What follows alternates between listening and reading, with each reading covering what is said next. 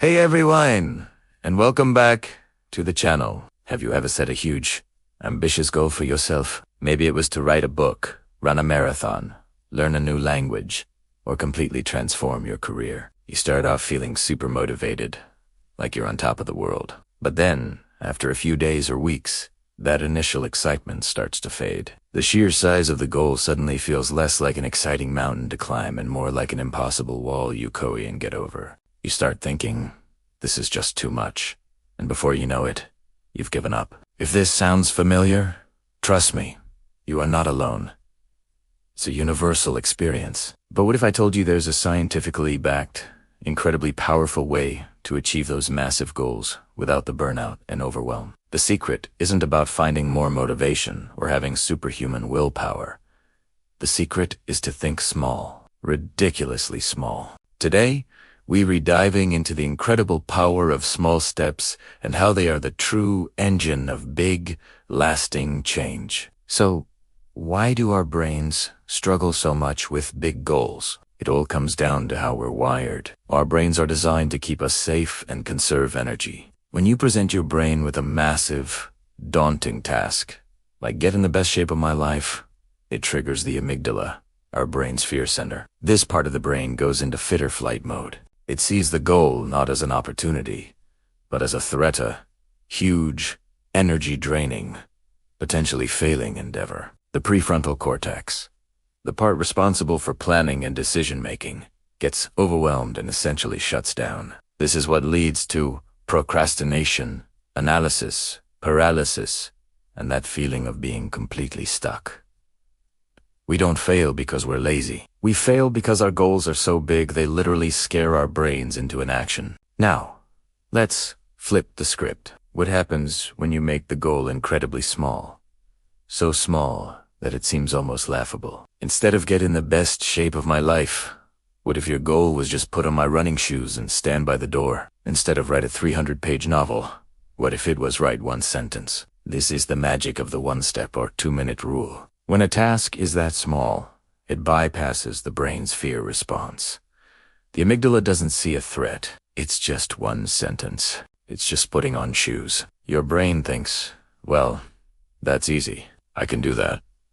And once you take that tiny, non-threatening first step, something amazing happens. You've created momentum. This is a concept brilliantly explained by James Clear in his book Atomic Habits. He argues that every action you take is a vote for the type of person you wish to become. When you put on your running shoes every day, you're casting a vote for being a runner. When you write one sentence every day, you're casting a vote for being a writer. These tiny actions might not feel like much in the moment, but they are fundamentally changing your identity.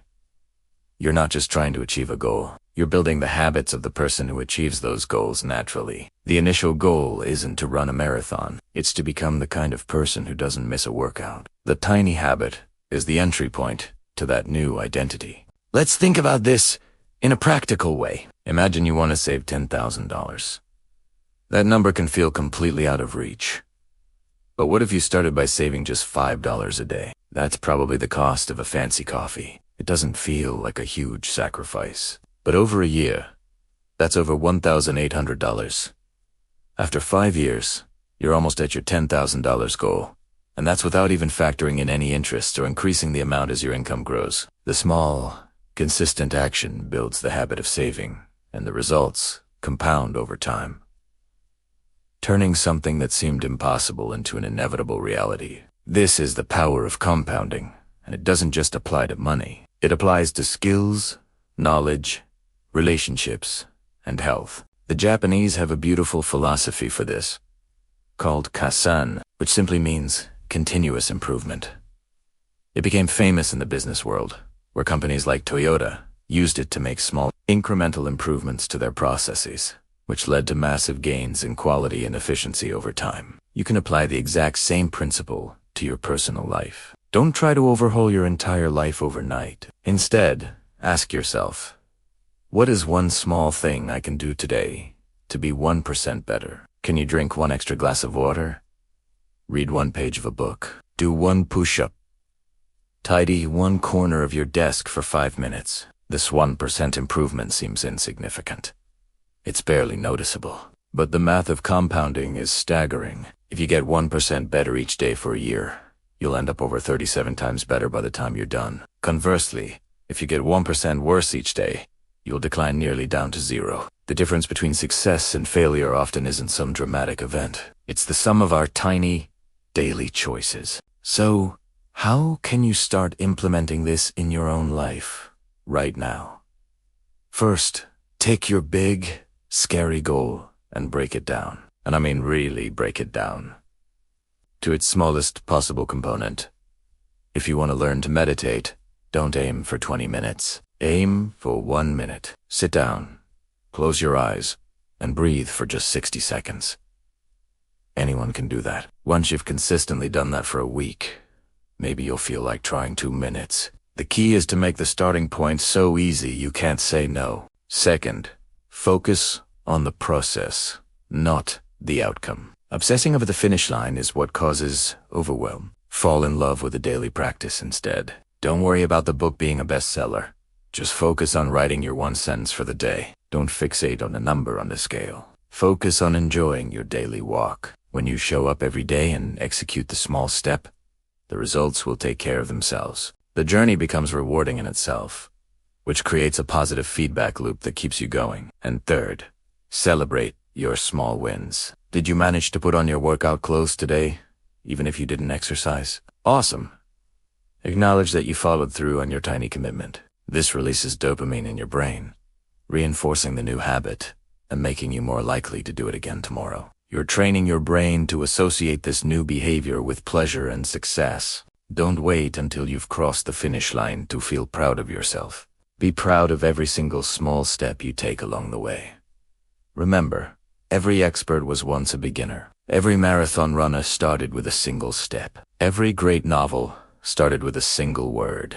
The path to extraordinary results is paved with ordinary, consistent actions. It's not about a single burst of heroic effort. It's about the quiet, unglamorous discipline of showing up and taking that one small step, day after day. That is where true, lasting transformation happens. So I want to challenge you today. Pick one big goal that feels intimidating. Now, what is the absolute smallest, easiest, 2-minute version of that goal you can do right now or tomorrow morning? Define that small step, commit to it, and see what happens. You might just be amazed at the giant you awaken within yourself, one tiny step at a time. Thank you so much for watching. If you found this helpful, I'd be so grateful if you could hit that like button. It is a small step that makes a big difference for the channel. And don't forget to subscribe and ring the bell so you don't miss our future videos. I'd love to hear in the comments what small step you're going to commit to. Let's support each other. Until next time, keep taking those small steps.